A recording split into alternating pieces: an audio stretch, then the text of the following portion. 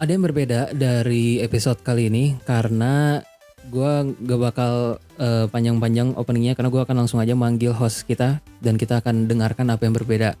Silakan Arafi dan Rafif, apa kabar? Baik. Gila suaranya akhirnya. Anjir, gue kira apaan yang baru? Ada briefing baru, ada intro baru kah apa? Enggak kan akhirnya kita pakai mikrofon. Lebih suspek ke suara anjir. Pakai mikrofon yang baik dan benar gitu karena kan dulu selalu si Rafif yang paling rendah suaranya. Gue juga nggak tahu. Kita ngebuka donasi untuk Rafif beli mikrofon. Ada di link komen ya. Oh gitu. Nggak cari sponsor aja, Oh iya bener. Mikrofon yang mau sponsorin Rafif. Ya kita waktu itu siapa ya? Pentin. Siapa? Apa? Sponsor lu ngomongin sponsor tadi? Razer. Emang ada ya di Indonesia ya Razer? Ada. But anyway, balik lagi pemirsa, pendengar bukan pemirsa, sorry. Di H17 episode 8, harusnya episode 8 tuh kemarin. Betul. Cuman kan gue langsung mikirnya kayaknya itu episode spesial aja. Jadi episode spesial HUT RI yang ke-70 berapa? 9 ya. 79 dan kita balik lagi. Sekarang kita baliknya di satu ruangan. Betul. Dan kita bakal ngomongin tema, kita akan nge-recycle tema yang harusnya jadi episode 1. Yaitu adalah kita akan bahas tentang best movie. Ya, kita akan best movie, film terbaik menurut kita. Walaupun sebenarnya harusnya ini tuh di episode 100 gitu. Jadi kayak spesial gitu. Tapi ya nanti gampang di episode 100 dibuat lagi. Part 2 gitu. Ya. Jauh banget ya. Part 8 ke part 100. Jauh. Terang guys. Masih ada berarti berapa episode lagi loh ke 192 episode. Enggak kan udah sama yang itu udah oh iya. Gue ngitungnya 8 tuh yang HUT RI. Ternyata ini episode 8. Oke, kita akan tuh ya 92 episode lagi mungkin ada yang spesial, entah apakah kita masih di sini. Apakah ini masih ada? Ya doain semoga ini masih ada. Ya semoga aja masih ada. Tapi film terbaik di sini kita nggak bakal ngomongin tentang secara objektif karena menurut gue nggak ada film yang terbaik secara objektif sih. Betul. Film itu seni buat gue jadi nggak ada, walaupun bisa ada objektifnya, ada hal objektif, tapi menurut gue kalau misalnya soal the best nggak ada yang objektif. Menurut gue semuanya subjektif. Bahkan sekelas Oscar pun mereka film yang dicetuskan sama mereka terbaik belum tentu terbaik bagi sebagian orang mungkin. Banyak yang bilang Social Network harus menang dibandingin betul. The King's Speech itu di Oscar 2010. Kalian bisa tahu semua daftar pemenang Oscar dari tahun 2000 sampai 2024 di episode berapa waktu itu. Yang episode terngantuk dan terlama itu. 2,5 jam. Gila banget ya. Ngapain coba? Itu jam 12 kalau gak salah selesai. Ngapain juga kan lo yang nentuin temanya. Ya gue gak nyadar aja bakal sepanjang itu. Gue mikirnya 2000 tuh bakal panjang banget. Kalau gitu. bagi 2 part pertama dari 2001 sampai 2010. Bakal bentar. Lah lu mau bentar apa lama? Ya kan ya bentar aja jadi itu satu episode dibagi 2 juga masih sejam. Ya makanya iya juga ya. Sama aja. Gila banget makanya. Oke, film terbaik kita mungkin ini bebas sih menurut gue. Jadi kita fluid banget karena kita baru kan kita akhirnya ketemuan lagi sekarang offline lagi, jadi ya nggak harus ada poin-poin penting juga. Yang penting lu bahas aja menurut lu film terbaik lu apa. Dan kenapa itu film terbaik. Mungkin kalau misalnya ada yang mau didebat juga boleh, ada yang nggak didebat juga boleh. Gue ada feeling kalau si Rafif kayaknya bakal anime. Mengingat dari ini ya, dari apa episode yang pertama. Oh iya bentar. Anime animasi. Anime lah. Apa lu ngomongin konteksnya apa dulu nih? Ya, lu kan baru ngomongin anime. Ya maksudnya gue takutnya lu animasi. Enggak, kan waktu itu di episode berapa Lu waktu itu kan ngomong anime ternyata lu maksudnya animasi. Iya. Terus animasi. Iya gua kira lu bakal masih otaknya masih anime adalah animasi gitu. Itu kan kita syuting, kita rekaman jam berapa itu? Itu udah mata gue udah gini-gini. Kita tuh rekaman kan selalu jam 8 jam 9 waktu-waktunya itu produktif. Ya. Buat orang umuran kita mah bukan malam, itu siang. Oke, siapa dulu yang mau duluan kira-kira? Hostnya dulu.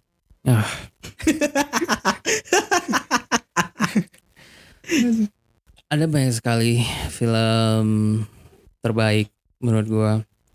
Ada film yang bikin gua nangis, ada yang film bikin gua senang banget. Ada yang film bikin gua kesal banget. Mungkin Arafi juga udah tahu ini. Banyak anjir. Iya banyak, ya nggak apa-apa. Kalau misalkan lo disuruh untuk nyebutin satu, iya kan, lo bakal nyebut apa gitu? Gue bakal nyebut film yang pendengar nggak bisa lihat kalau gue lagi buka skripnya sekarang. Itu adalah film yang di direct oleh Danny Boyle, ditulis oleh Aaron Sorkin, yang berjudul Steve Jobs. Steve Jobs, oke. Biopik ya? Biopik. Biopik. Oh, dikirain ngomongin ada apa dengan pendengaran saya sekarang ya? Nggak tahu. Di sini ada salah satu yang menggunakan headset. Iya. Karena kalian ngomongnya luar biasa keras. Ya benar sekali. Itu adalah biopik 2015 dan ini bukan film Steve Jobs satu-satunya film Steve Jobs yang pernah diproduksi. Ada juga film Steve Jobs satu lagi yang judulnya Jobs kalau nggak salah, yang diperanin sama Ashton Kutcher yang lebih mirip daripada Steve Jobs daripada Michael Fassbender, yang mana dia yang meranin di film Steve Jobs ini. Menurut gue ini film salah satu film terbaik dan kayaknya ini film yang gue tonton terus karena ini film apa ya, simple tapi benar-benar buat gue secara dialog dan secara struktur cerita ini the best banget. Kalau misalnya kalian pengen tahu, buat kalian yang mungkin nggak tahu soal struktur 3 babak sebuah cerita, nonton film ini karena ini gampang banget. Karena benar-benar ini struktur babak 1 tuh ini tempatnya, babak 2 pindah ini tempatnya, babak 3 pindah ini tempatnya, dan tahun-tahunnya juga beda. Dan penulisannya juga the best banget menurut gue. Aaron Sorkin, entah menang atau enggak, Pip, biasanya lu jadi fact checker, Pip. Nggak Tapi mau laptop. ya ampun. Apa tadi apa? Steve Jobs itu menang ini nggak best adapted screenplay? Dia emang masuk nominasi enggak deh. Soalnya Harus masuk dong. Masa nggak masuk? seingat aku enggak deh. Soalnya Steve Jobs seingat aku enggak 2016 Oscar 2016. enggak ada Masa sih? tentang Steve Jobs gitu sih aku denger. Pas kita bahas kemarin kayaknya emang gak ada deh. Apa nominasi dong ya? Gue buka Steve Jobs yang keluar orang aslinya. salah. Steve Jobs itu bentar ya. Kayaknya Nominasi 2 Oscar sih. Dia masuk harus- nominasi. Ya nominasi 2 Oscar. Tapi performance Bukan screenplay ya? Iya. Best acting sama best supporting actress. Ya. Nggak dapat. walaupun best actress, best actor, supporting actress. best supporting sama actress sama aktor. si Fassbender. Iya. Atau itu Fassbender ya, berarti bukan Fassbender. supporting. But anyway, harusnya dia yang menang. Tapi nggak tahu sih 2015 tuh apa aja ya filmnya. Pokoknya anyway, gue suka banget dialognya, penulisannya Aaron Sorkin. Walaupun ya gue selalu, mungkin di episode sebelumnya gue selalu bilang Aaron Sorkin bagus. Walaupun gue cuman nonton filmnya Aaron Sorkin tuh kayaknya cuma 2, Social Network sama Steve Jobs. Dua-duanya biopik. Aaron Sorkin tuh ada lagi nggak satu lagi? Tapi dua-duanya menurut gue berhasil ngegambarin sosok si yang diceritainnya itu secara bagus gitu. Menurut gue secara perfect, betapa unperfectnya mereka. Jadi menurut gue perfect secara screenplaynya, secara ceritanya. Kita ngelihat betapa Steve Jobs ini dibalik dia yang banyak orang bilang jenius, padahal sebenarnya dia tuh nggak ini guys, nggak jenius banget secara komputer. Dia bilang kalau misalnya dia nggak bisa nge-coding sama sekali, tapi dia tuh ngerti apa yang menurut dia itu bagus untuk dunia itu ibaratnya, dan dia ngerti soal ini tuh harus dipunyain sama semua orang gitu. Dan dia jago banget marketing. Gue tiap tidur, mungkin ini juga gue pernah ngomongin ini di episode sebelumnya, mungkin gue nggak tiap tidur juga sebenarnya, tapi kalau misalnya gue lagi boring atau misalnya butuh suara untuk nemenin gue tidur, gue selalu buka video playlist Apple Keynotes, yaitu presentasinya Apple, dan gue ngedengerin Steve Jobs ngebahas semuanya yang tentang dia semua. Karena emang dia sejenius itu kalau soal ngejual produk yang mereka punya. Dan di film ini juga ngedepict, tapi kan ya itu kan gue ngeliat itu dari eksternalnya Steve Jobs kan, orang-orang dari luar ngeliat Steve Jobs. Film ini ngeliat di dalamnya betapa Steve Jobs ini orangnya brengsek, orangnya ngerendahin orang tuh gampang banget, ngancam orang gampang banget, gak ngakuin anaknya gitu, dan ngeperilakuin asistennya juga kayak gak bener lah ibaratnya. Ya karena emang dia bukan orang perfect. Film biopik ini, kebanyakan film biopik yang ngasih lihat kalau misalnya emang ya sehebat gimana pun orang bilang Mark Zuckerberg, Steve Jobs, Oppenheimer, Stephen Hawking misalnya, mereka bukan in the end mereka manusia gitu. Betul. Selain itu juga gue pengen shout out juga buat scoringnya yang gue nggak inget siapa, tapi scoringnya menurut gue keren banget. Kalian kalau misalnya ada yang pengen, para pendengar kalau misalnya ada yang pengen baca screenplaynya, bisa aja di thescriptlab.com. Itu dia ada banyak banget screenplay dari film-film, yang nggak semuanya sih sebenarnya. Cuman Steve Jobs salah satunya masuk, dan kalau misalnya baca screenplaynya di sebelah sama filmnya, itu ini sebenarnya jadi bahas screenplay tapi but it's okay. Yang gue suka dari Sorkin itu adalah dia nggak ngasih kayak instruksi ke aktor gimana caranya dia untuk acting. Kadang kayak misalnya ngasih kayak semacam line untuk action, gimana si ini berbicara ini dengan sedih atau misalnya dengan kayak gimana gitu. Sorkin nggak kayak gitu. Gua nonton salah satu dokumenter dia pas di Social Network, yaitu dia selalu minta di reading table gitu, baca sama aktor-aktornya buat coba kita baca ini, kita lihat senarionya, situasinya kayak gimana di adegan itu. Terus kita coba pikirin si karakter ini pas ngomong ini perasaan itu kayak gimana sih? Itu ada di scene Eduardo Saverin di Social Network yang pas dia ada scene mungkin kalian lupa kali karena kalian benci Social Network. Enggak. Silakan nonton, dengerin episode Oscar. Di mana si Edward Saverin itu kan harusnya dijemput sama si Mark Zuckerberg di bandara, tapi si Mark Zuckerberg lupa sampai 2 jam. Lupanya 2 jam, dan akhirnya si Edward Saverin sampai hujan-hujanan datang ke kontrakannya si Mark Zuckerberg. Dan di situ akhirnya si Edward Saverin ngomong sesuatu, cuman di skripnya nggak ada kayak perintah untuk ngomongin line ini dengan kayak gimana, tapi mereka ngobrolnya bareng sama si David Fincher juga. Kalau ini kan ngomongin si Aaron Sorkin ya, gimana cara dia nulisnya, dan dia mencoba untuk diskusi ngegambarin kira-kira kayak gimana sih si karakter ini, punya perasaan apa sih si karakter ini pas dia ada di posisi itu, pas ngomong gitu. Jadi menurut gue Steve Jobs, tulisan Aaron Sorkin, sutradaranya David Boyle, menurut gue salah satu terbaik. Mungkin nggak bakal Danny Boyle, gue nyebutnya apa ya? David Boyle. Sorry man. Menurut gue itu salah satu yang the best. Gue yakin semua orang banyak yang bilang boring. Dan menjadi salah satu bukti, film ini jadi salah satu bukti bahwa film biopik bukan berarti orangnya harus mirip sama orang yang di portray-nya gitu. Betul. Ada banyak case kayak gitu, tapi bakal lebih panjang lagi. Itu dari gue, Steve Jobs. Ayo siapa? Acung tangan yang mau. Aku deh. Oke, boleh. Kan udah siap. Rapip dulu. Aku kalau misalkan suruh pilih, ini berdasarkan, bukan anime. Oh, dia kan anime. Kalau berdasarkan Letterboxd ya, film favoritku Dune Part 2. Ini mungkin apa ya? Opini aku soal ini film terbaik itu sangat subjektif sih. Soalnya aku lebih nilai ini di experience. Karena kan nonton di IMAX kan. Kalian berdua nih. Betul. Yang satu tiba-tiba datang tanpa ada kabar. Ya gimana saya lah. Gak harus tahu semua rencana saya kan. Sial. Oke sih. Menurutku Dune Part 2 itu film terbaik yang pernah ada, yang pernah dibuat, yang pernah aku tonton. Ya. Karena emang apa ya, sebenarnya dalam segi cerita tuh bukan sesuatu yang stand out banget di filmnya. Lebih dari sinematografi, feel, sama visual efeknya dari film itu. Karena kayak pertama kalian nonton film dengan sinematografi seindah itu di bioskop itu. Iya. Oke. Karena emang gila banget. Jadi secara kasar lo bilang kalau sebenarnya yang dijual dari Dune Part 2 itu bukan dari story-nya tapi lebih ke skema seninya yang ada di dalamnya gitu. Visualnya sih. Visualnya. Gila banget sih itu film. Kayak tapi bukan cuma visual sih, audionya juga gila sih menurut gue.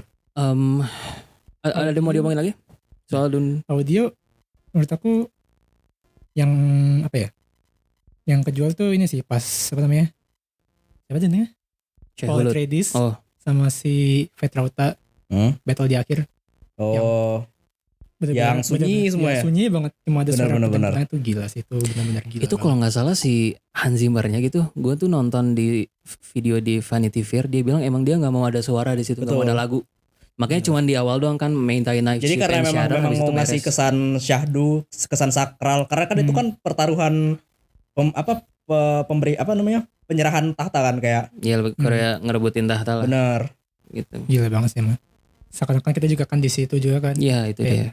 Gila sih. Betul.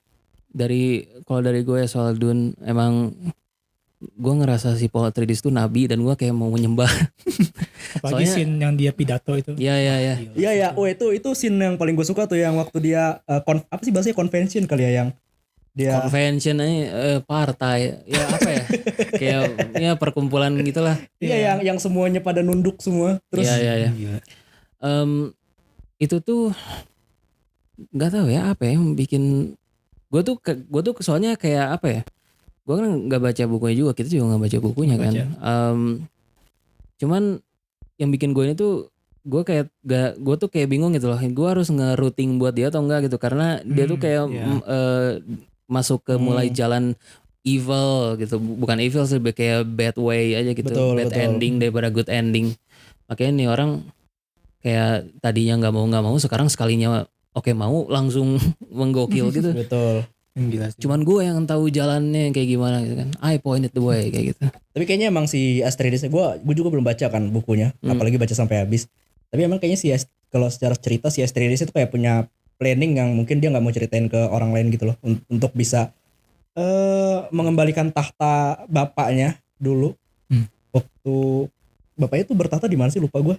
Kaladan. Nah ya di Kaladan. Ya mungkin lebih dari bertakhta.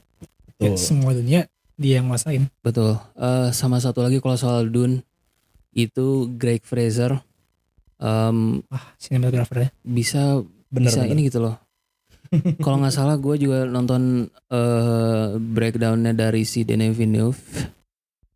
Itu dia bisa, kita tahu kan ada banyak ya film yang dari yang si settingannya itu di desert Benar. desert makanan. Desert. Di desert kayak gitu. Tapi bisa seakan-akan itu kayak real, karena tahu kan ada yang scene di mana awalnya kayak cuman padang pasir pindah planet. Tiba-tiba ada si Paul Atreides keluar, kita ganti angle, ada banyak arminya gitu kan, tiba-tiba ada banyak arminya gitu. Iya. Dan itu tuh kayak asli banget, soalnya ya mereka tuh coba untuk bikin tangkapan layarnya tuh ya benar-benar kayak real aja gitu, kayak benar real. Kalau misalnya kita ngelihat kayak gimana gitu, jadinya benar-benar the best banget. Kalian coba nonton deh si videonya si Denis Villeneuve nge-breakdown salah satu scene-nya itu yang Belum nonton lagi. Shai Hulud yang pertama kali nge-riding si Shai Hulud. Wah itu keren tuh. Soundnya tuh itu menurut gua keren banget. Iya. Entah kenapa ya soundnya ya tampar. Itu aja keren banget. Kayak suara gitu doang kayak jir. Ikonik banget. Itu Sama tuh ada satu lagi scene yang bagus di Dune menurut gue, yang waktu si Paul Atreides itu ada di atas puncak itu, terus arminya ada di bawah semua gitu. itu tadi gua ngomong itu anjay. Nggak, tapi kan lu pas jalan kan, gue tuh pas Iya. dia lagi diem. Oh yang itu. Iya. Iya beda. Yang itu kan Yahya Syuhada kalau di bukunya, jadi long live the fighter. Yahya Syuhada. Detik-detik sebelum dia nyerang ini. Mungkin Iya. kenapa personal favoritku shotnya itu pas bird eye view ke Paul Atreides yang dia mau masuk ke gua terus dikelilingin sama apa namanya itu orang-orang juga. itu Itu gila juga. sih itu. Jujur ya, Oh yang dia mau ngakuin sebagai nabi itu. Iya. yang benar-benar kayak semut di antara pilus. Nah, itu. Jujur gue tuh nggak nyadar loh pas pertama kali nonton itu. Oh, iya? Terus di Twitter kan ternyata itu ada trailer, kan gue nggak nonton trailernya ya. Gue tuh nggak nonton trailer sama sekali gitu Dun tuh. Cuman Betul. gara-gara Sama ada aku juga. part 2-nya aja ya, gue nonton part 1 dan akhirnya tertarik. Di Twitter ada tiba-tiba yang nge-screenshot itu, gue langsung lihat ini kok bagus banget shotnya gitu. Benar. Terus akhirnya kan gue nonton berapa kali ya? 3 kali 2 kali gitu. Akhirnya gue nonton lagi, terus kayak wow. Yang si Zendaya nggak nunduk kan ya? Bukan itu. Enggak, ini dia baru mau ini aja. Iya baru masuk ke dalam kan? Enggak lagi di luar. Lagi di luar, lagi di kerumunan gitu, dia datang gitu. Oh iya paham. Dari atas, Tahu. dari jauh tuh gila men. Bener. Itu Ya, keren. dia suka ya. Itu keren. Kayak apa ya? Shot gue nyari. Kayak apa sih, belum pernah sama sekali shot kayak gitu, dan sekalian dia tuh kayak wow. Dan sekalinya lihat di IMAX gitu. Apakah ini namanya sinematografi, itu kan kayak wah gila sih itu. The art of cinematography yang gila sebenarnya. banget sih. Dan itu film paling epic yang pernah ada. Dan itu sangat Dune Part 2 itu sangat sayang kalau misalkan ditonton di bioskop yang biasa ya kalau menurut gua. Bahkan nonton di IMAX itu dan kalian tidak akan pernah merasakan itu lagi karena Warner Bros gak ngerilis Blu-ray sama 4K-nya di aspek rasio IMAX. Benar. Oh, iya. Makanya aduh. Makanya di Reddit pada kayak aduh ngapain Dune Part 1 aja enggak loh. Aneh banget. Benar. Untung aja pas jadi kayak eksklusif gitu ya. Iya. Untung pas Dune Part 1 re-release di IMAX aku tonton sih. Saya kan demi apa namanya nge-refresh memori juga saya kan buat Dune Part 2. Dan pas nonton di IMAX tuh kayak entah aku yang udah lupa sama ceritanya apa karena tuh IMAX ya. Soalnya kan waktu aku nonton Dune Part 1 itu layarnya kecil. Studionya itu kecil jadi kayak studio biasa ya. Ini kayak kurang kerasa itu. Jadi pas nonton di IMAX wah gila sih. Emang sebagus itu apa IMAX itu seberpengaruh itu. Gak boleh nonton selain di ini sih. Selain di IMAX iya, sangat sayang sebenarnya kalau misalkan ada banyak banget. Ini kan scene yang ini kan. Oh iya yang itu. Maju Lihat nggak kecil sih. Ya pendengar nggak bisa ngeliat ya. Tapi ya, biarkan yang sendiri nih, guys. lu nggak tahu kan ini kan. Oh iya itu yang kayak kepompong anjir. Kayak kumpulan kepompong. Gila makanya sih. kayak pasir. Benar. Kayak kerikil ngumpul jadi satu gitu. Ada satu lagi kalau misalnya ngomongin Dune mungkin terakhir audio experience yang menurut gua bisa ngalahin 4D, nggak ngalahin 4D tapi kayak 4D itu yang ini Syahulutnya keluar dari abu-abu dari debu. Yeah. Dari kabut. Terus kan pertama kan ada suara itu yang awal-awalnya itu. Terus ada suara tampar, bukan tampar sih itu kayaknya udah suara si Syahulutnya tiba-tiba gitu loh. Itu ngegetar semua itu. Iya. Gila banget itu. Satu bioskop semua kursi getar. Wow, gila banget, keren banget gue bilang. Gue pertama kali nonton kayak ih takutnya gitu. Gue bahkan sempet kayak ngenotis pegangin kuping gue tuh kayak gue pakai earphone apa enggak sih gitu. Karena gue mikirnya gue pakai earphone. Sensasinya tuh kayak kalian nonton denger pakai earphone gitu loh. Iya. Wah, kayak sih kita apa ya? Bisa bilang beruntung sih. Benar. Yes. Bisa ngerasain. Kalau dulu kan orang kan biasanya kan Harry Potter, Lord of the Rings, Star Wars. Kalau zaman sekarang Dune. Yes. Kayak bisa ngerasain suatu franchise yang bagus itulah. Dan nonton di bioskop gitu. Dan update juga. Kapan sih yang selanjutnya? 2000. Selama sih 2027. Selama. Oh, dia nggak mungkin. Dia bukan Marvel yang deket-deket. Ya, enggak lah. Iya. Kata gue harus ya nggak apa-apa selama-lamanya ya bebas.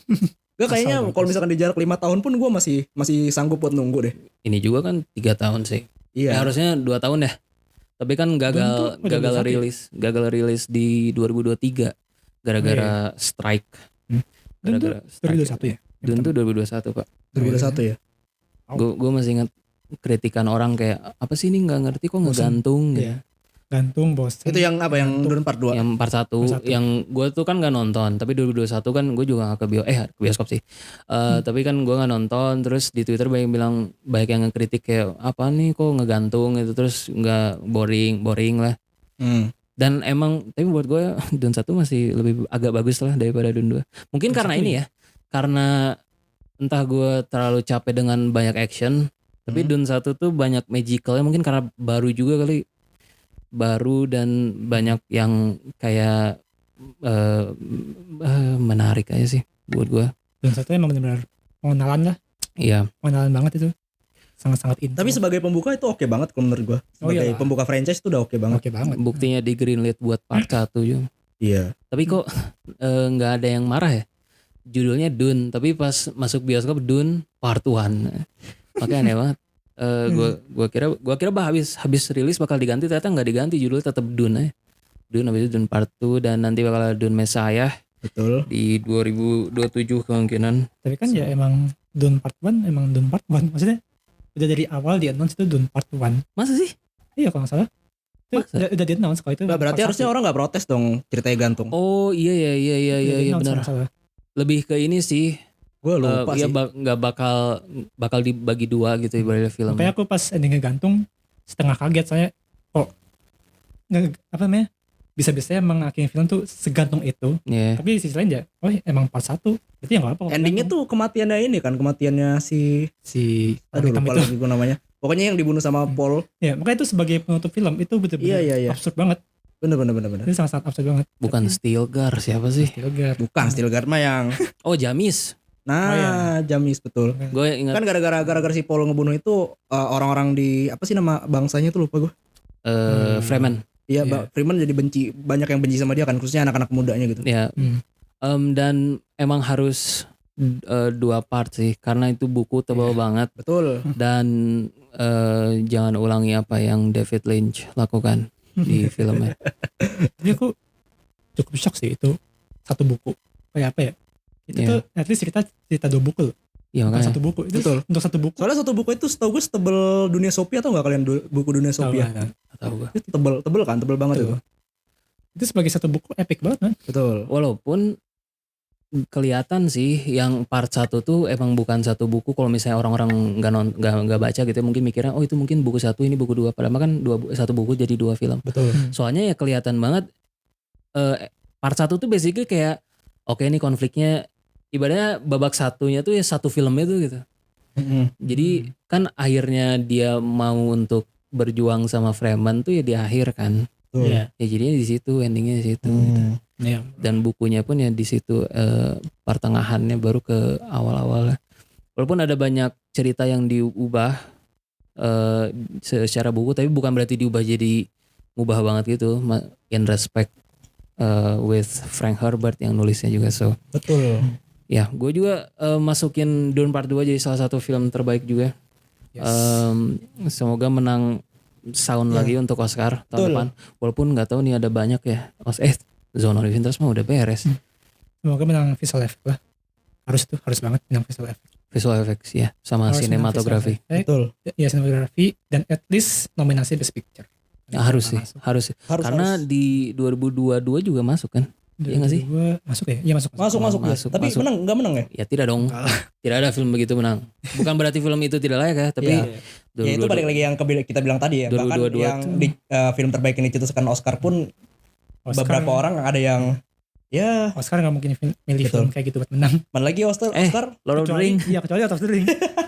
Lord of the Ring aneh banget. Pengecualian kan banyak orang yang membuat statement kalau Oscar itu rasis dan segala macam. Gara-gara kalian pernah lihat aktor India yang hebat-hebat tapi nggak masuk Oscar? Pernah lihat aktor India masuk nominasi Oscar? Bahkan sekelas Shahrukh Khan pun. Shahrukh Khan nggak pernah. Arkav siapa sih yang udah meninggal? Yang Irfan Khan. Ya Irfan Khan sama nggak tahu itu pernah masuk atau enggak. Sama satu lagi Dev Patel kayaknya nggak pernah ya. Slumdog harusnya menang dong. Harusnya masuk dong dia. Kayaknya nggak pernah denger nama Dev Patel di Oscar deh. Dev Patel Oscar jadi host ternyata. Jadi host. Iya siapa tahu ternyata dia cuma masuk Oscar dong. Enggak. Best Supporting Actor 2017 apa berarti itu ya? Lion ya benar ya. Lion. Belum nonton lagi aku Lion. Supporting Actor. Dia bukan kartu utama. 2017. Oke dia kartu utama. Supporting Actor. Apa karena dia sebagian nggak tahu ya kasih. I don't know. Tapi itu dia Dune Part 2. Dune Part 2 keren. One of the best. Saya sangat nunggu sekali. Mesayahnya. Gue hampir mau beli bukunya tapi kayak saya belum. Gue tuh nonton bukan beli sih, gratis dari audiobooknya Amazon. Dune yang bukunya Dune. Cuman udah mah pakai bahasa Inggris, ribet juga ya kan. Terus susah lagi nulisnya. Salah satu yang bikin beda dari David Lynch, emang beda banget sebenarnya, yaitu David Lynch itu si film Dune yang David Lynch selain dia maksa buku setebal itu jadi satu, dia tuh benar-benar kayak apa yang di buku diambil, karena kalau nggak salah si David Lynch juga ngaku dia nggak baca bukunya. Oh iya. Dia nggak baca bukunya kalau nggak salah. Jadi dia tuh ya ibaratnya kayak cuman ngambil. Jadi bayangin Frank Herbert tuh nulis Dune itu dia pakai ada kayak omongan hati gitu loh. Jadi wah pasti dia ngomong ini ke aku tentang aku, ibaratnya gitulah. Ibaratnya ada video gitu, ada voice over gitunya. Dan di Dune di si David Lynch ada kayak gitu banyak sekali. Makanya aneh banget. Kayak sinetron. Ketawa gue nonton. Sorry banget David Lynch. Ketawa banget. Makanya di sini lebih berhasil banget. Sinetron banget sumpah. Gak ada bahasa asing di David Lynch tuh, gak ada Iya. bahasa asing. Terus ada tambahan-tambahan yang menurut gue aneh juga. Tapi walaupun ada beberapa yang bilang bagus in its own respect gitu lah. Tapi ya anyway, Dune Tapi Part kalau mau 2 beli bukunya kan ada yang bahasa Indonesia ada, tapi kan dibagi 2. sama kayak filmnya. Iya makanya. Ya coba aja. Pengen. 100.000 sih. Iya ya. Iya. Waktu itu diskon. Anyway, Dune Part 2. di Gramedia. Iya bukan. Sponsor. Iya. Dune Part 2 best movie. Dari kemarin kita ngasih kesempatan sponsor terus nggak ada yang Aduh, masuk. Ini kenapa penonton episode kita jadi makin udah bad. Anyway, Arafi. Honorable mention Look Back dah yuk. Look back tuh. Anime. Oh iya yang waktu itu ya. Iya. Nggak jauh-jauh Rafif dengan Look Honorable Back. mention. Ya honorable mention. Honorable mention. Karena baru beli manganya guys. Baru baca juga. Pengen ngerasain manganya kayak gimana. Gitu aja sih. Giliran Arafi sekarang best movie, best picture dia. Oke. And the Oscar goes to Best picture gue itu ya mungkin si Yahya udah tahu sih. Karena ini sama yang gue sebutin yang harusnya menjadi episode 1 kita yang hilang. betul. Gak tahu kemana. Episode Jadi SpongeBob yang hilang. film terbaik menurut gue adalah kebetulan kan gue tadi kan mereka udah mereka nyebutin film yang terbaik menurut mereka itu udah nunjukin karakteristik mereka terhadap ketertarikan mereka terhadap film gitu. Kayak Yahya suka film biopic, terus si Rafif suka film yang sinematografinya wah seperti tadi.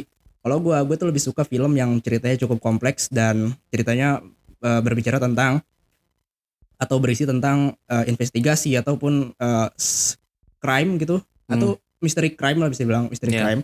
Jadi film terbaik menurut gue itu adalah Knives Out Jeng. yang di-direct oleh Rian Johnson. Dan fun fact, film-film yang biasanya tuh ceritanya kompleks itu kan biasanya diangkat dari cerita-cerita yang udah ada, entah itu dari novel, Diadaptasi lah ya. Iya, diadaptasi lah. Tapi fun fact-nya cerita di film Knives Out ini yang cukup kompleks menurut gua, itu justru cerita original yang dibuat oleh Rian Johnson sendiri. Jadi nggak ada novelnya, nggak ada cerita-cerita atau nggak ada Nggak ada adaptasi dari media lain, dari nggak ada komik, nggak ada apa form segala of macam anything. gitu. Nggak ada cerita viral. Benar, nggak ada cerita viral segala macam. Siapa? Itu kan cuma di Indonesia itu, cuma di Indonesia.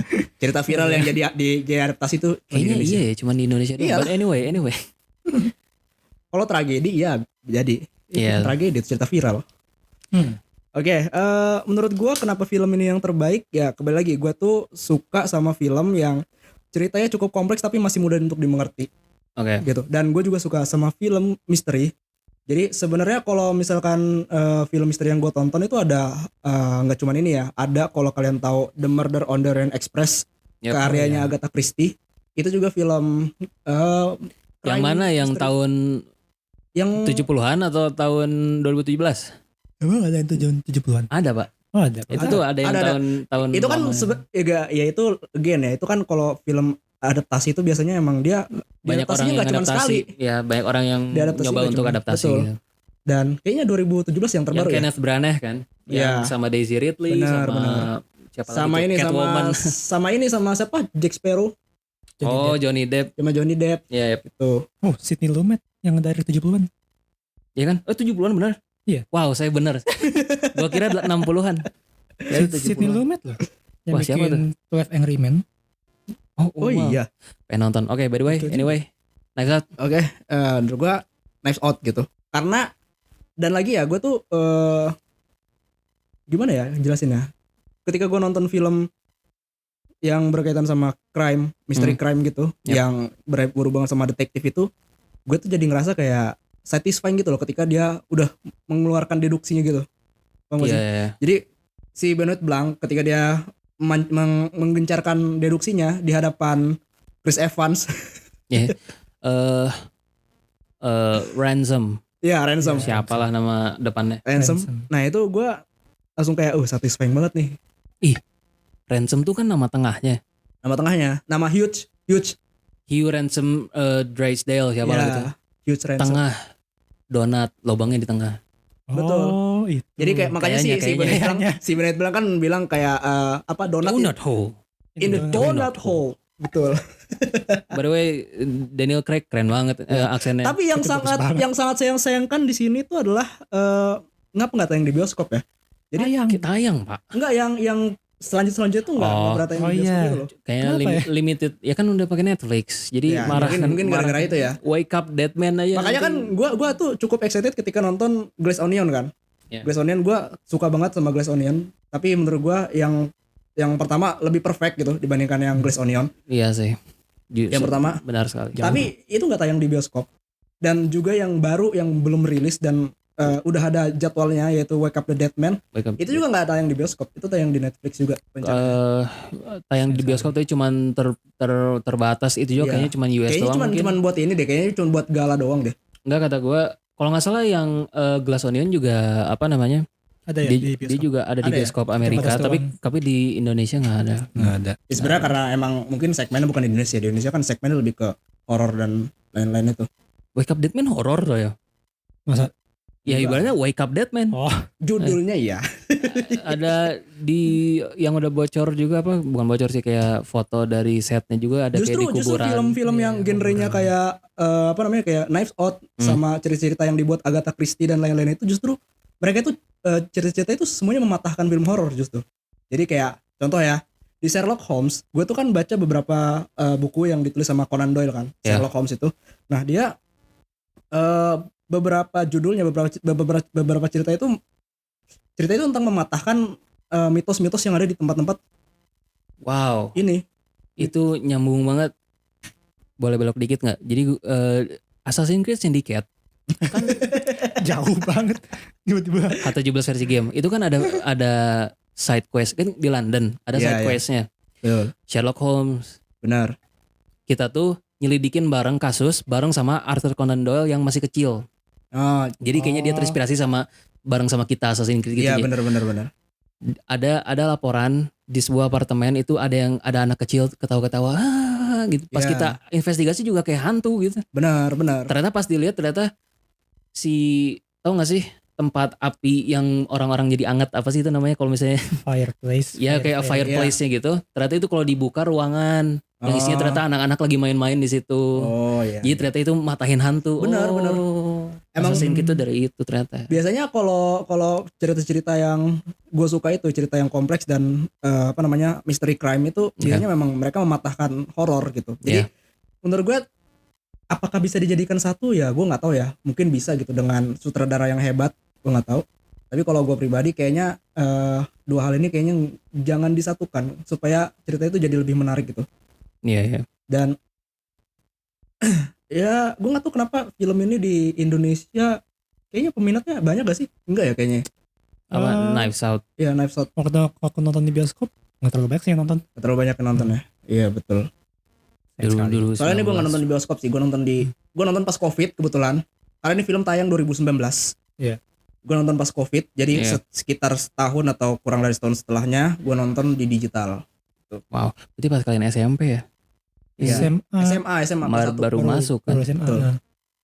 Wow, banget. One of the golden year of movies itu. Betul. Iya, 2019 tuh bagus. Sebelum COVID menyerang.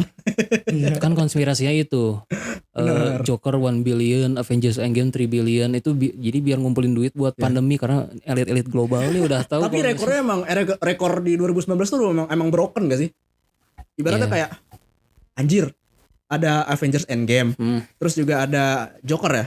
Joker 1 billion. Terus ada Lion King 1 billion juga. Benar. Wah ya gitu. 1,5. Iya. Yang jelek itu. Iya. Ya kan? Yang live action ya, yang live action ya. Iya. Live action tapi bukan live action. Toy Story 4 1 billion enggak? Kayaknya enggak deh. Jadi emang broken sih rekor yang pada saat 2019 ya. Kalau sekarang mungkin susah untuk menyaingi rekor itu karena banyak bioskop online gitu. Balik lagi tadi ke Knives Out, gue juga suka banget sama Knives Out.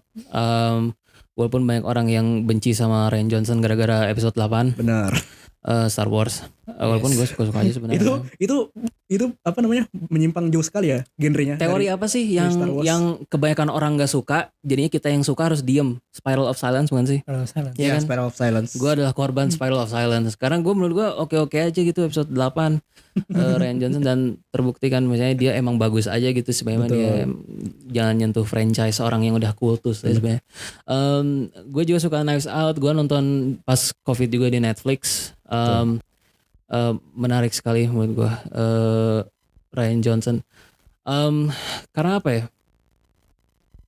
Ini adalah detektif yang beda dan nggak expect juga kita diputar-putar ibaratnya. Benar. Dan hebatnya udah di hooknya tuh di awal gitu. Emang dia yang ngebunuh kan, harusnya kan si Martha yang ngebunuh kan. Kita dibuat ragu-ragu Jadi gitu. kayak ya udah kita nunggu aja sampai si Martha ketangkep. Benar. Iya. Tapi kan gara-gara itu gue selalu sama halnya kayak Glass Onion seakan-akan si Edward Norton yang ngebunuh, tapi penonton mikirnya kan kayak nggak mungkin kali segampang itu, ya udah kita tunggu. Ternyata kan emang dia kalau di Glass Onion kan. Iya. Kalau di Knives Out kebalik. Betul. Jadi sebenarnya kebalik harusnya ngomongin Knives Out dulu, tapi Martha yang bikin kita bunuh. Kita di hook dari awal bahwasannya ngebunuh itu beneran Martha gitu. Iya. Padahal atau enggak dia jadi penyebabnya. benar-benar bunuh diri gitu kan. Iya. Awalnya. Oh dia benar-benar bunuh karena udah ditunjukin flashbacknya waktu itu si siapa namanya? Lupa lagi gua, yang tua itu. Harlan. Iya, Harlan Trombe itu. Dia ngegorok sendiri itu kita ditunjukin kan. Iya, dan ya si Martha kan jadi salah satu terlibat gara-gara obat. Bener. Gara-gara obat itu. Jadi kayak si siapa namanya si Benoit Blancnya itu sampai bilang setidaknya tuh harus ada satu pihak yang disalahkan. Nah, yang ada di pikiran gua ya Martha dong. Siapa lagi pihak yang disalahkan gitu. Ini ternyata justru dia yang ngasih warisan. Iya, itu dia. Dan sebenarnya yang bikin si Ransom jadi masuk penjara gara-gara dia sendiri. Benar. Karena dia overthinking. Iya. Dia overthinking jadi ngebakar rumah sakit kan. Iya. Ngebunuh si siapa sih? Si ini siapa namanya? Pembantunya lah pokoknya. Iya. Salah satu pembantunya. Franz. Iya, itu ya, Franz. Ya. Karena Franz ngelihat dia nuker obat waktu pemakaman. Ya. Pas lagi yang lain pada ngubur, dia malah masuk ke rumah gitu. Dan di sini Kapten Amerika di film ini juga di film ini juga ditunjukin betapa cerdasnya, sempat ditunjukin betapa cerdasnya Harlan Trombe yang waktu dia nyusun skenario supaya si Martha kelihatan gak salah. Emang penulis deh. Emang penulis bener. Jadi lo tau kan yang dia disuruh pakai baju ini, terus jam segini harus manjat ke situ. Keren banget. Itu berarti kayak ngasih tahu kalau emang dia dekat sama anaknya, walaupun anaknya mungkin nggak terlalu dekat juga kayak sama. Bener. Karena kan kayak taunya si Walter ini pasti lagi ngerokok, terus dia nggak bakal ngecek banget gitu, kayak cuman ini tahu ini pasti bapaknya, terus balik lagi ke kamar gitu kan. Dan ada teori yang bilang sebenarnya si Trombe juga tahu kalau ada anak itu yang di kamar mandi yang ngedenger omongannya. Makanya dia ngebuat si Ransom itu teriak untuk membentuk alibi gitu loh. Tapi itu nggak dibahas kan di film. Nggak dibahas. Itu teori yang ada di fandom aja lah. Keren banget. Keren. Tapi sayangnya Glass Onion tidak semegah itu sih ceritanya. Betul. Glass Onion itu nggak seperfect itu Knives Out ya. Kayak standar aja gitu. Benar. Plot twistnya juga standar, ceritanya standar. Tapi ya. Makanya gue berharap di Wake Up the Dead Man ini si Rian Johnson bisa bikin masterpiece yang lebih gila lagi. Castingnya gokil semua kan. Iya, casting buat gokil semua. Josh O'Connor, Daniel Craig, si siapa namanya? Yang mana nih? Kelly Spany. Yang Wake Up the Dead Yang Man. ketiga ya. Kelly Spany, Josh O'Connor. Si siapa yang Hawkeye? Jeremy Renner.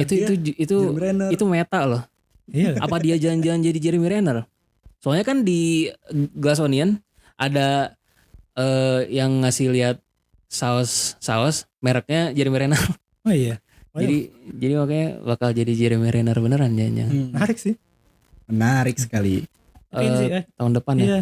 Glass Onion itu, ini spoiler ya. Glass Onion itu plot twistnya bukan di pembunuhnya, tapi si ceweknya itu yang gak mati tiba-tiba. Yang gak mati masih apa yang kembar sih? Kembar. Ya kan ternyata dia gak mati kan pas ditembak. Mati. Enggak dong, gak mati. Gak mati ya? Gak mati gara-gara ada ngantong buku kakaknya yang ternyata bulletproof. I don't know how. Oh yang itu. Iya. Enggak, sebenarnya plot twist gue justru lebih ke kembar. Iya kembar. Iya. Nah, ternyata sih ini udah terancang dari awal. Iya itu dia. Ternyata si Benoit Blanc udah tahu. Menurut gue plot twistnya tuh dari si siapa namanya? Benoit Blancnya tiba-tiba dia ngerasa dia dikirimin kotak. Iya. Padahal enggak, makanya dia dipanggil sama itu kan, enggak, jadi ternyata si Janet Monelnya si aktrisnya lah ibaratnya. Dia sebenarnya dapat kotak. Yeah. Dia dapat kotak, akhirnya minta ke si Benoit Blanc kan. Akhirnya Benoit Blanc acting juga dia. Terus ternyata dilihat pas dia benerin sepatu tuh dia ngobrol sama si yang ceweknya itu kan ternyata. Beda banget lagi si kembarannya tuh, yang satu mah kayak apa? Dingin, percaya diri banget gitu. Ya, cool. Sedangkan yang satu ini kayak gimana ya? Dan dia bisa acting. ini. Aksennya juga beda. Bener. Dia bisa ini loh, bisa bener-bener niruin gitu kayak sikap cold dan segala macam. Dan gue yakin itu si siapa namanya yang punya villa itu? Edward Norton. Si Edward Norton Ya. Siapa nama aktornya? Gue yakin nama dia aktor. Nama karakternya. dia bener-bener shock gitu gak sih, kayak kan udah gue bunuh ya, kok masih hidup? Iya benar. Ya makanya kan pas mereka nyampe ke pantai itu kayak, wah kok dia ada muncul. Mau kaget tapi kan nggak tahu kita nggak tahu kan kalau dia dibunuh. Iya. Si cewek itu. Jadi kayak Yang skenario katanya teman-temannya lah yang ngebunuh kan enggak kan sebenarnya kan. Benar. Sebenarnya justru si itu kan gara-gara diracun ya. Iya nggak sih? si Dave Bautistanya.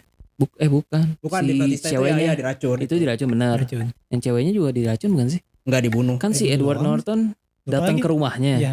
Datang ke rumahnya buat ngomongin itu kan. Itu yang si Dave yang ngeliat dia lewat pakai mobil itu. Benar. Oh iya deh. Oh iya, jadi si yang Janet Monell-nya itu punya bukti kalau misalnya ini ide dia. Betul. Kan sedangkan teman-teman lainnya ngenendang dia. Pengen su itu apa ya bahasa Indonesianya? Lupa lagi. Pengen ngedakwa, nggak tahu lah apalah pokoknya. Nah akhirnya si teman-temannya kan coba untuk ngebujuk si Janet Monell-nya itu, tapi kan nggak dijawab. Betul. Ternyata pas si Dave Bautistanya pulang atau pergi gitu, Benar. ada ngelihat ada si itu kan, ada si Edward Norton itu. Makanya dia yang dibunuh pertama. Sebenarnya masih Yang dibunuh sama iya. Edward Nortonnya dia yang pertama kan? Benar juga. Karena Selain dibunuh pertama gara-gara dia tahu, mungkin karena biar ngasih double gitu kalau misalnya bukan gua loh ini. betul. Gitu kayaknya. Padahal mah emang Makanya kan gelas yang dikasih kan gelas atas nama dia kan, biar dikira yang sebenarnya yang diincer dia. Padahal ya dia sendiri yang ngasih gelas yang dengan nama dia itu ke si Dave itu. Iya. gue paling suka scene yang nampar tau gak? Mana lagi? What happens at 12 o'clock? Itu yang Terus mati lampu semua. Ding. Oh, itu. Oh iya bener. Itu lucu banget. Enggak, ada scene yang lebih lucu lagi yang Mana? waktu mereka mau mulai permainannya, terus si Bennett bilangnya udah ngeduga duluan. Oh iya. Langsung diem semua. Detektif lawan. Langsung beres. Harusnya kan itu kan game itu beresnya sehari atau berapa gitu. Tapi Iya. ini kamu udah beres dalam waktu 8 menit. Dia belum ngelakuin investigasi apa-apa udah Iya, tahu. makanya. Oh ini emang itu alur cerita menurut gua cukup kompleks ya, karena dari awal itu gua ngira si Bennett Blanc tuh beneran dapat kotak, gue kira. Iya. Karena dia bilang gini kan, si siapa namanya si Edward Nortonnya kan bilang gini, siapa yang mengirim kotak itu? Terus si Iya. Bennett Blancnya bilang, ya nggak tahu. Iya Tahu-tahu- ini ya dipanggil ke kantor Bener. Glass Onionnya itu kan. Iya, Iya. bener. Jadi kayak, hah?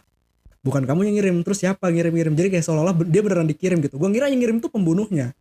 Terus si Benoit Blanc tuh kayak mungkin ada maksud tertentu mungkin. There is a meaning why I'm here gitu. Iya, Dia betul. ngomong langsung ke si Edward Norton ya kan. Bener. Dia langsung bilang gini kan, kotak yang dikirim tanpa nama itu biasanya nggak aman. Iya Tuh. benar. Karena dia ternyata itu throwback ke Knives Out yang pertama, karena di Knives Out pertama dia tuh dikirimin duit sama ransom tanpa nama. Iya. Selalu kayak gitu. Menarik juga. Jadi makanya gue bilang cerita itu kompleks banget dan cukup mudah untuk dipahamin, makanya Jadi gue skripsi apa ya? suka. Bisa sih, bisa. Soalnya gue mikirnya gini kan, ya kan film whodunit yang bagus adalah bukan cuma nipu karakter tapi nipu penonton kan. Ya. Iya. Dan ya tadi kita ngomongin soal Glass Onion juga, dan mungkin ngomongin Knives Out juga. Kalau misalnya di Glass Onion kan si Benoit Blancnya udah tahu dari awal Benar. ibaratnya. Kalau misalnya si cewek Jenny Monell ini bukan yang teman mereka tapi ini kembarannya. Jadi ibaratnya apa yang dia omongin, si Benoit Blanc omongin, itu otak dia tuh sebenarnya udah tahu. Jadi berarti kan bisa dianalisis tuh dia ngomongin itu karena Betul. kenapa gitu. Benar. Berarti kan dia udah tahu duluan gitu. Makanya one step ahead. gue tuh cukup tertarik sama dunia investigasi gitu loh, kayak seru banget, apalagi kalau sekarang kan di zaman yang modern ya. Ya. Jadi kayak semua itu udah menggunakan teknologi. Kalian kalau misalkan mau melihat bagaimana cara investigator bekerja, tonton NCIS. Oh, Itu serial televisi Amerika, NCIS. kirain ini Sherlock Holmes yang Benedict. Itu Nah, kan kalau Sherlock itu kan Holmes Sherlock Holmes tapi di modern day. Benar. Itu jujur kalau Sherlock Holmes yang itu gue belum nonton ya. Sama, Karena gue Sherlock belum Holmes nonton. gue lebih suka baca jujur. But we'll see. Knives Out the best. Underrated sih jujur. Tapi bukan menang sih. Dia masuk ke Best Picture masuk gak sih? Nggak masuk Best Picture. Nggak masuk ya? Gak masuk. Kayak screenplay doang deh. Screenplay ya, original screenplay harus masuk itu, wajib masuk. Harus masuk itu, gila penyelesaian skripnya harusnya gila-gila. Kalah sama Parasite. Tapi ya Benar. emang bagus. Tapi ya worth it lah, Parasite tetap ini Parasite lah. juga worth it. Benar. Wake Up Dead Man juga mungkin bakal ngomongin apa kali? Jangan ya ini orang yang harusnya mati hidup lagi. Wake Up Dead Man. Iya, bisa jadi. Karena gue pernah baca buku ya Sherlock Holmes Rambutnya tuh panjang lagi. Iya. ada ini anjir, ada kasus yang kayak gitu. Jadi kayak orang yang sebenarnya dia di itunya udah ada makamnya gitu. Iya. Tapi ternyata orangnya masih hidup. Oh, main GTA 5 enggak? Oh, Michael. Iya, Michael. Michael bener. Oh, Trevor jangan-jangan ada ini. Tahu. Ada itu siapa aja cast-nya? Nih case-nya ya ada Daniel Craig pastinya. Iya dong. Ada Kelly Penny, ada Andrew Scott, Jeremy Renner, Mila Kunis, Glenn Close, Josh Brolin, Josh O'Connor, Kerry Washington, Daryl McCormack, sama Thomas Hayden Church. Kayaknya komedi deh. Oh iya. Yes, dua bisa. film. Oh juga komedi deh. Iya sih, komedi sih sebenarnya. Sebenarnya kan kalau ngelihat dari gimana cara Benoit Blanc ngomong itu kan emang dia ada unsur-unsur komedinya kan, apalagi dengan logatnya dia gitu, logat Kentucky. Ah, Wah, gimana ya ngomongnya? Ya Nah. gue gitulah. nunggu sih Tahun depan ya. Tahun depan. Saya Dan mau di update Netflix Netflix ya Netflix. Gak tahu. Ya kita lihat aja, semoga gue berharap ini nggak trilogi sih. Terus aja. Terus. Terus aja. Lu berharap terus Bang? Iya. Iya. bener sih. Walaupun umur Daniel Craig terbatas, tapi ya Ya baru kali ini gue berharap sebuah film tuh bisa lanjut jauh gitu loh. atau enggak ya bikin buku si Rian Johnson. Dan Johnson benar. Soalnya kalau film dia mau ganti misalnya nih Daniel Craig-nya udah pensiun atau gimana gitu. Benar. Ya siapa mau ganti? Benoit Blanc tuh nggak bisa digantiin lagi. Gokil ya. Gila banget gak tuh bikin karakter ikonik pengen. Benar. Iya original ya. Iya. Original. Susah itu. Original benar. Iya, susah loh. Karena kan dia bukan mengadaptasi dari mana-mana kan. Artinya Enggak. Ya walaupun dia emang suka dan terinspirasi sama whodunitnya Agatha Christie dan lain-lain kayak gitu. benar. Cuman ya dia konsepnya emang baru-baru semua. Lebih ikonik itu daripada siapa? Kenneth Branagh. Ya. Dalam segi film ya. Mungkin dalam segi buku itu Anda terkenal. nonton yang terakhir nggak Death in Venice? Belum. Itu kan kayaknya ada hantu-hantunya juga tuh. Agatha Christie. Tapi again kan dia mematahkan kan. Gak tahu. Makanya gue mau nanya lu tuh udah nonton belum? Soalnya apakah itu hantu atau mungkin enggak? nanti lah nonton.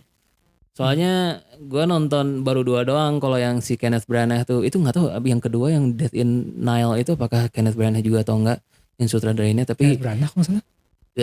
turun. Bukan karena ada Gal Gadot, tapi ya emang Tapi katanya Gal Gadot jelek.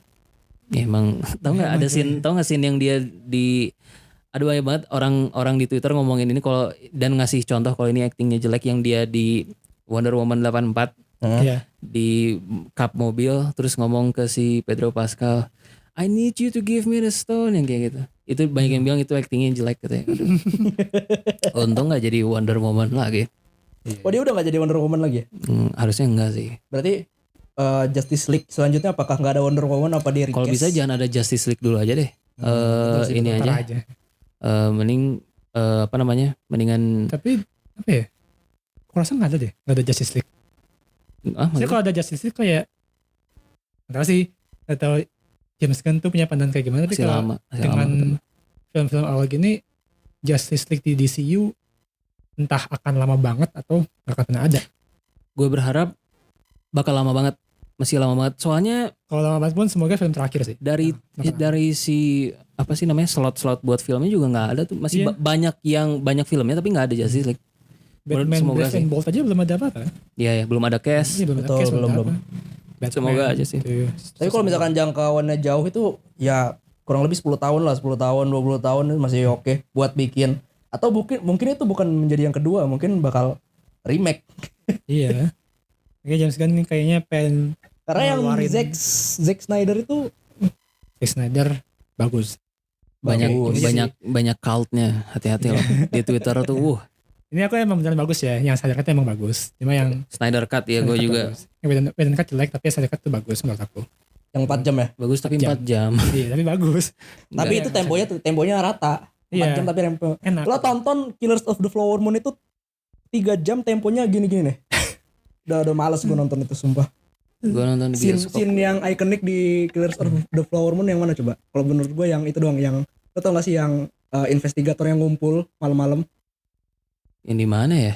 Yang itu kayaknya udah mau akhir-akhir gitu. Mereka tuh udah nemuin titik terangnya gitu loh, itunya, si sheriff-sheriffnya itu. Gue mah justru yang paling, karena jujur aja sorry banget Martin Scorsese gak begitu suka saya. Mungkin salah gue karena banyak yang bilang bagus juga. Benar.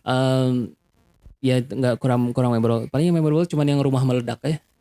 Yang rumahnya si ini ya, yang samping rumahnya. Iya. Iya. Yang rumahnya meledak sama ya tapi dia belum nonton Pak. Belum nonton. Sama ada si itu muncul di ending. Ada si itu. Kayak aku tahu deh siapa. Siapa? Si aja Brendan Fraser. Oke, nggak ada berarti salah. Ada pokoknya lah. Ada si itu muncul. Jalan aja lah. Which is ya nggak tahu penting atau nggak tapi ya menarik aja. Betul. Gimana ceritanya kita bisa nyampe sini ya? Padahal tadi ngomongin NASA, tiba-tiba ngomongin DCU. Nah kan gini, maksudnya gini. Si Nice Out, terus Agatha Christie. Ya. Gal Gadot Wonder Woman. Wonder Woman DCU. Kok bisa sih? Itu lo tau gak sih ada, gue pernah nunjukin ke Rapip deh kayaknya meme orang obrolan pria yang bentuknya berubah-ubah. Habis DCU, Snyder Cut, film panjang, Flower Moon. Kalau kayak apa universe Marvel tuh terus berubah gitu, bercabang-cabang gitu ada banyak. Obrolan cowok tuh emang gitu guys. DCU. Gue excited sama Superman walaupun gue nggak suka ini aja sih. Kita udah masuk intermezzo guys. Superman. Pokoknya intinya sayang aja ada superhero lain. Kalian udah lihat leak-leaknya kan? Udah. Ada Green Lantern. Iya ada Green Lantern. Ada Green Lantern si itu yang ini kan yang sampah banget sampai disindir-sindir di Deadpool. Sama ya, cuma Green Lantern sebenarnya ada banyak. Cuman pokoknya ada Jon Stewart, ada Hal Jordan. Udah gitu langsung ngelawan, walaupun kayaknya emang main antagonisnya emang si Lex Luthor. Tapi kan ada si itu yang mata itu kan yang di first looknya Superman tau nggak? Yang dia lagi pakai sepatu. Iya. Ya Brainiac ya. Nah Brainiac kan itu kan yang dia ngelasar gitu. Kan itu udah ya, alien. Iya berarti ya kok gurunya dari. Aneh kan. Padahal ada Lex Luthor gitu. Ada Brainiac. Ya kan Brainiac di Game Injustice 2 itu villain Superman yang bakal tayang itu masuk ke ini enggak apa namanya timeline yang Justice League gak? Enggak, udah hilang itu, udah hancur. Iya, berarti langsung buat original lagi gitu. Iya, buat original sekarang. Pokoknya endingnya tuh adalah Aquaman 2. Aku belum nonton lagi. Kenapa? Menyesal ya? Enggak juga sih. Tapi Aquaman yang pertama aku suka. Itu gue juga suka. Aquaman yang pertama. Yang kedua gue belum nonton karena memang banyak orang yang bilang katanya gue usah nonton. Black Panther di air itu yang pertama tuh. Black Panther di air. Iya kan? Iya sih. Basically orang dari luar punya hak yang sama untuk jadi raja. Benar. Akhirnya berantem. Dan pesan moralnya juga dapat gitu dari. Tapi bedanya yang satu baik, yang satu jahat. Iya, yang satu datang dari luar jahat, ini datang dari luarnya baik. Iya. Dan emang dua-duanya anak kandung lagi. Iya, yang satu mah bukan keponakan apa sepupu gitu. Beda bapak lah. Siapa yang sepupu? Black Panther. Si Killmonger kan sepupuan sama T'Challa. Iya. Oh iya, basically mirip banget ya. Kalau dipikir-pikir. T'Challa juga gimana itu kelakuannya sekarang? Kelakuannya, nasibnya. Lah kan udah mati. Ya kan ada anak kedua, ada anak yang namanya T'Challa. Iya. Oh itu sih itu. Marvel. Iya itu aneh deh. You know what? Itu anaknya sama siapa sih nama mamanya lupa gue. Shuri. Bukan Shuri. Nakia. Kok Shuri sih? gue inget nama HP. Shuri kan Sweet Home Alabama. Sweet Home Wakanda. Aduh. Kok di otakku Shuri ya namanya.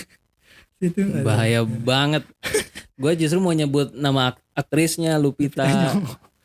Kenapa Shuri? Yang Shuri aja gue nggak tahu siapa nama aktrisnya. Letitia Wright. Oh Letitia. Itu katanya bakal masuk ke itu tuh ke Young Avengers. Ya tahu lah.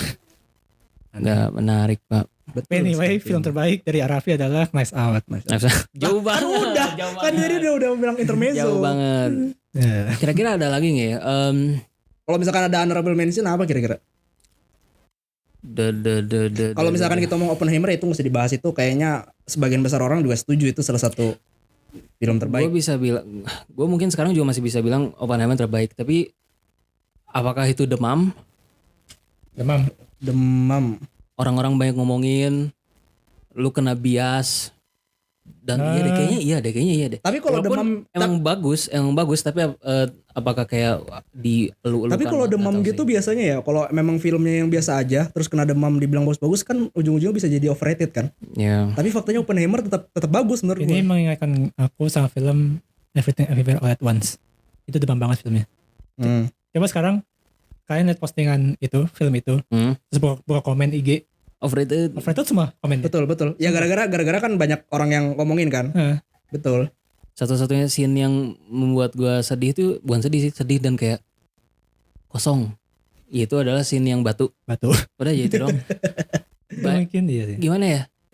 Lu nggak bisa denger dialog mereka, lu nggak bisa denger, hening banget. Nggak bisa denger emosi mereka, nggak bisa lihat emosi mereka. Mereka bukan manusia, mereka batu. Betul. Tapi omongannya yang kayak bisa nggak diem aja kita ngedenger it's calm gitu kayak kayak cuman wah keren banget di universe ini kita batu. Jadi kan berarti kan kita balik lagi ya, Oppenheimer udah misalkan katakanlah memang bener demam gitu, banyak orang yang menilai itu, tapi faktanya sampai sekarang Oppenheimer belum ada orang yang ngecap belum pernah gue ngeliat ada orang ngecap Oppenheimer overrated gitu. Iya, Anda buka ke postingannya XX1 pas waktu itu deh. Nah gue gak itu. Kayaknya lebih banyak orang yang ini aja yang kayak apaan kok isinya dialog semua ya, kamu mikir lah apa ya? Ada itu Oppenheimer nonjok. Ini emang lu gak cocok sama film dialog aja. Itu dia. Masih susah lah orang Indo buat film kayak gitu. Betul. Lah makanya banyak yang bilang film Dune bosan. Kalau sci-fi lah itu. Tapi banyak yang bosan karena ngobrol terus. Nah gue ceritain juga yang di Lampung orang nonton Oppenheimer cuma setengah bioskop. Aneh banget. Selain mungkin Oppenheimer, La La Land. La La Land bisa. La La Land tetap honorable mention. Itu La La Land, Whiplash. Salah satu musikal terbaik yang pernah gue tonton. Anda mau gelut? Let's go. Mau berantem. Apa tadi kamu bilang? Bagusan La La Land. Bagusan La La Land daripada Whiplash katanya. Iya. Kayaknya gak bisa di-compare, gak apple to apple juga. Anda tidak bisa compare semua film. Enggak, soalnya siapa lagi kalau nama misalkan Damien Chazelle itu dia.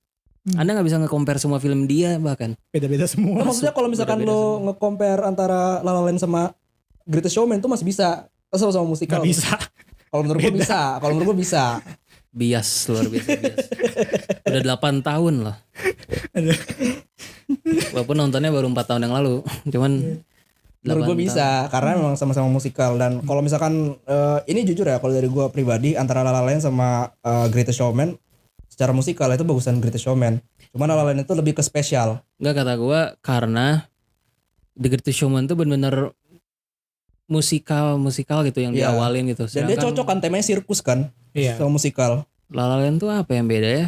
La La Land itu menurut gue spesial. Ibarat gini nih. Lebih ke dramanya gitu. Makanan terbaik itu belum tentu makanan spesial di sebuah restoran, paham gak sih? Iya. La La Land itu spesial. Kalau misalkan ngomongin yang terbaik ya menurut gue Greatest Showman dari musikal. Tapi kayaknya iya sih.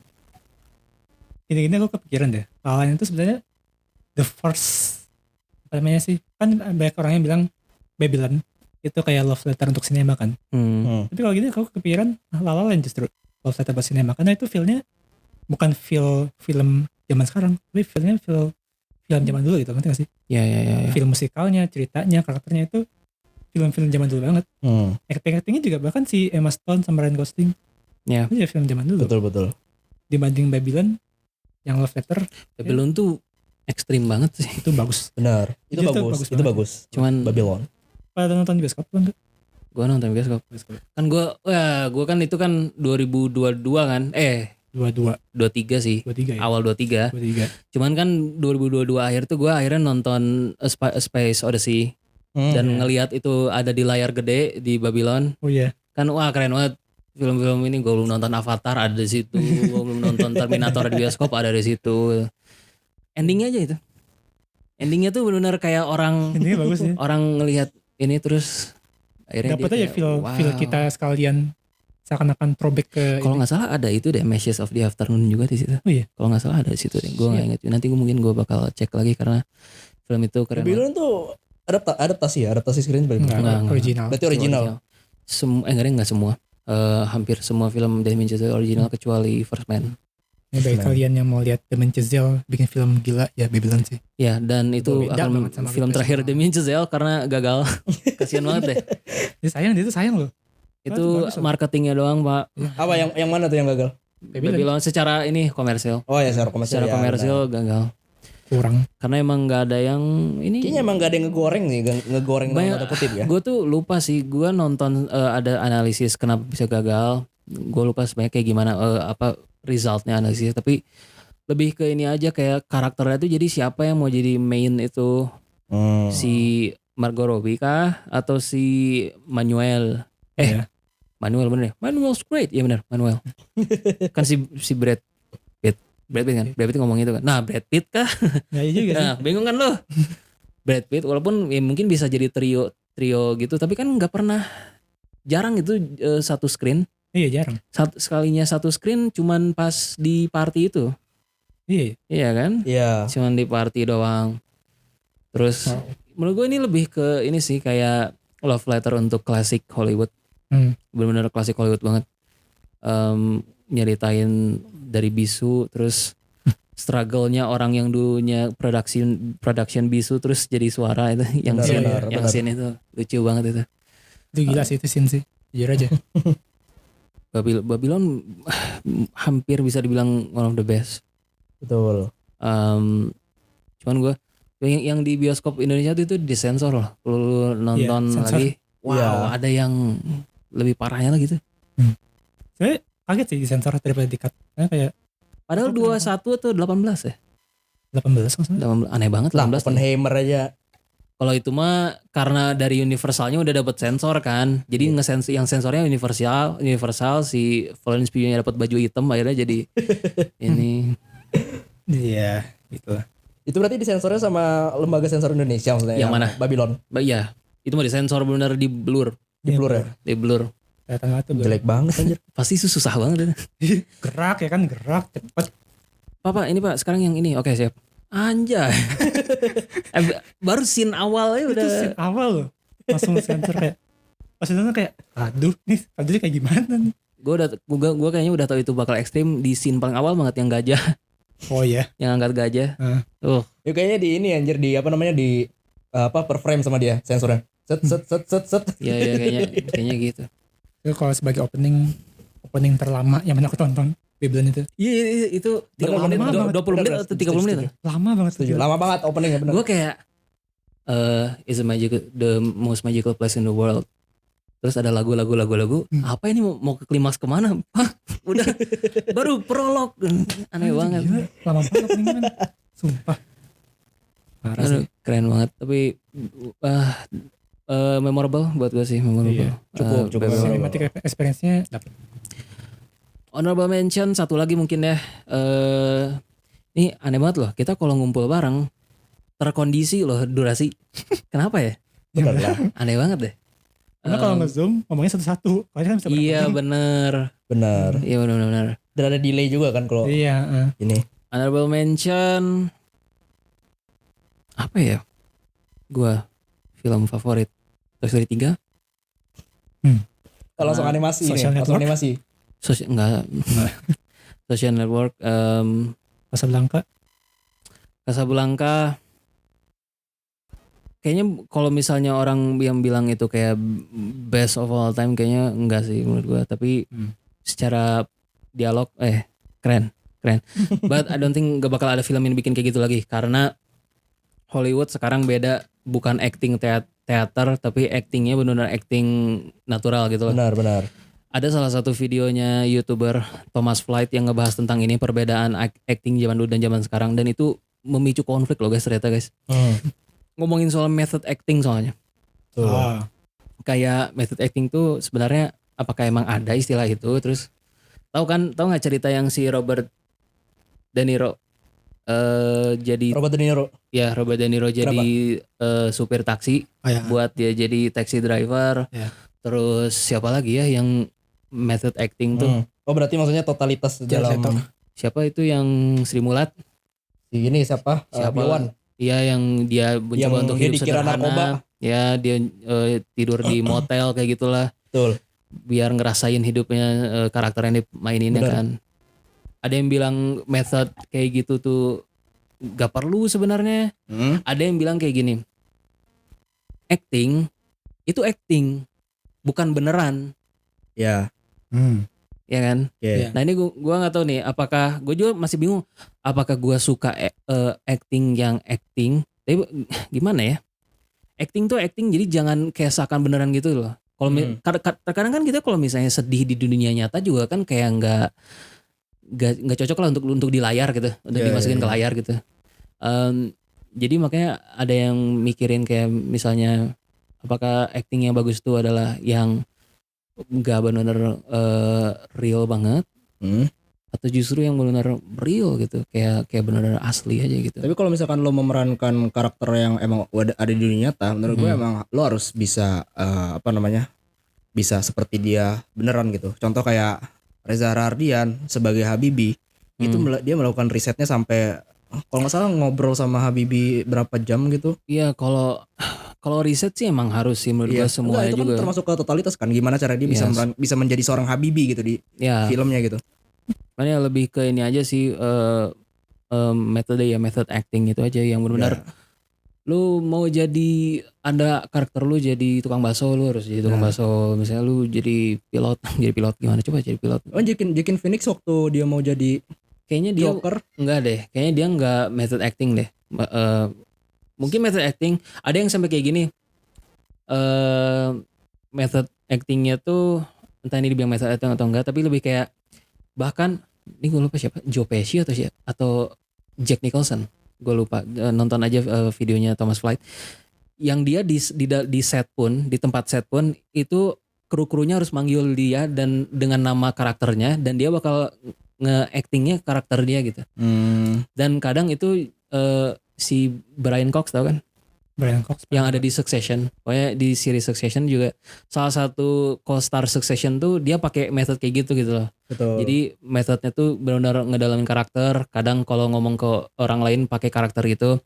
Si Brian Cox ngekritik kayak gitu, kayak lu ngapain kayak gitu. Gak perlu acting mah acting. Dia nganggapnya kayak terlalu lebay. Bukan lebay, kayak ya nggak perlu lah kayak gitu. Soalnya bukan cuman menurut dia itu nggak perlu atau gimana, tapi gak sehat. Itu bisa. Heath Ledger mungkin gara-gara Joker. Iya, Heath Ledger. Sama ini sama siapa? Jared Leto juga Joker.